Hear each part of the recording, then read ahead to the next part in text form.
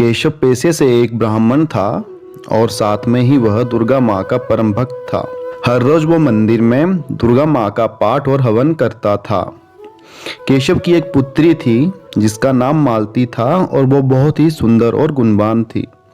वो भी अपने पिता के साथ हर रोज पूजा में शामिल होती थी। केशव अपनी पुत्री के संस्कारी होने पर बहुत गर्व था। एक दिन केशव मंदिर में पूजा करने बैठा था, लेकिन मालती मंदिर जाना भूल गई और वह अपने दोस्तों के साथ खेलती रही। केशव को इस बात पर बहुत गुस्सा आता है और वह घर में मालती के आने का इंतजार करने लगता है। अरे यार, आज मैं मंदिर जाना कैसे भूल गई। पिताजी बहुत गुस्सा हो गए होंगे।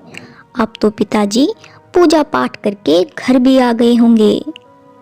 कोई बात नहीं मालती, पहली बार तो ऐसा हुआ जो तुम पूजा में ना जा पाए। डरो मत, जाओ जाओ जल्दी से घर चली जाओ। मालती भागते भागते घर पहुंच जाती है। जैसे ही वो घर में पहुंचती है वैसे ही केशव उसको चांटा लगाते हुए कहता है, कहाँ थी तुम? आज पूजा में क्यों नहीं आई? पिताजी, वो मैं खेल रही थी और मंदिर आना भूल गई। चुप हो जाओ, आज तुमने पूजा में ना आकर माँ दुर्गा का अपमान किया है। तुम खेलने में इतनी मगन हो गई थी, तुम पूजा करना ही भूल गई। शर्म नहीं आई तुम्हें?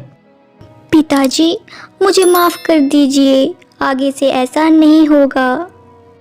मूर्ख लड़की, मैं तुझे माफ कर भी दूं, पर क्या माँ दुर्गा तुझे माफ कर पाएंगी? माँ का अपमान करके तू पाप की अधिकारी बन गई है। अब तुझे इसका परिणाम भुगतना पड़ेगा। हाँ पिताजी, आप ठीक कहते हो। मैं पाप की अधिकारी हूँ। मैंने पहली बार माँ का पूजा में न जाकर अपमान किया है। बस, अब और नहीं। ऐसा फिर से हो, इससे पहले मैं तुम्हारी शादी करवा दूंगा। ठीक है पिताजी, जैसा आपको ठीक लगे। आप जिससे भी कहोगे मैं शादी के लिए तैयार हूँ। जो मेरी किस्मत में लिखा होगा वो मुझे मिलके ही रहेगा। तुझे अपनी किस्मत पर इतना भरोसा है तो ठीक है, मैं तेरी शादी किसी रोगी से करवा देता हूँ। फिर देखता हूँ तेरी किस्मत में क्या लिखा है। गुस्से में आकर केशव अपनी पुत्री की शादी सचमुच एक रोगी व्यक्ति से करवा देता है जिसका नाम राहुल था। राहुल काफी समय से रोग से पीड़ित था और शायद कुछ ही समय के लिए वह जीवित था।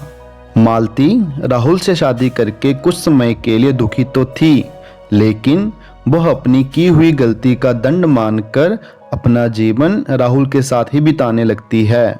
राहुल एक झोंपड़ी में रहता था, उसका कोई भी नहीं था।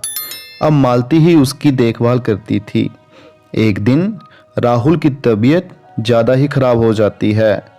मालती को कुछ समझ नहीं आता है कि वह अब क्या करे। वह दुर्गा माँ की मूर्ति के सामने हाथ जोड़कर खड़ी थी। तभी उस मूर्ति से दुर्गा माँ प्रकट होती है। क्या हुआ मालती, तुम इतनी दुखी क्यों हो? माँ, आप सचमुच मेरे सामने हो। मैं आपकी बहुत बड़ी आभारी हूँ जो आपने मुझ जैसी अभागन को अपने दर्शन दिए। तुम अभागन नहीं हो मालती, बल्कि तुम मेरी परम भक्त हो। और सिर्फ इस जन्म में ही नहीं, पिछले जन्म में भी तुम मेरी परम भक्त थी। पिछले जन्म में तुम एक चोर की पत्नी थी और दिन रात सच्चे मन से मेरी पूजा किया करती थी। एक दिन तुम्हारा पति चोरी करते हुए पकड़ा गया और उसके साथ साथ तुमको भी कारावास में डाल दिया गया। 9 दिनों तक तुम बिना कुछ खाए पिए कारावास में पड़ी रही। उन दिनों मेरे नवरात्रे चले थे, तो तुमने कारावास में भी 9 दिनों तक मेरे व्रत पूरे किए, जिससे मैं बहुत खुश हो गई।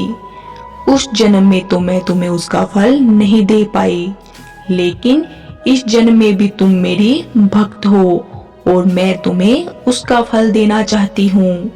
तो बताओ मालती, मैं तुम्हारी क्या इच्छा पूरी करूँ? माँ, मैं बहुत खुश हूँ कि मैं इस जन्म के साथ साथ पिछले जन्म में भी आपकी परम भक्त थी। बस माँ, मैं चाहती हूँ कि मेरे पति राहुल रोग से मुक्त हो जाएं और उनकी आयु लंबी हो जाए और हम खुशी खुशी अपना जीवन बिताएं। मालती, तुम्हारी शादी एक रोगी से हुई है।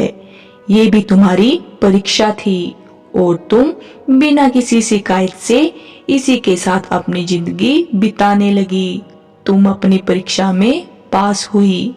तुम्हारा पति अब से रोग मुक्त और दीर्घ आयु वाला होगा और अब से तुम्हारे पास किसी भी वस्तु की कमी नहीं होगी।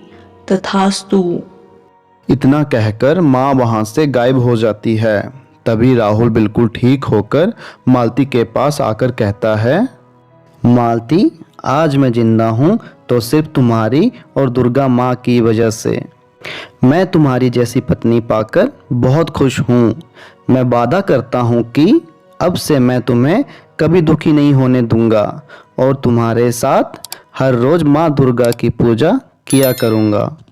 तभी केशव वहां आ जाता है और राहुल को बिल्कुल ठीक देखकर हैरान हो जाता है।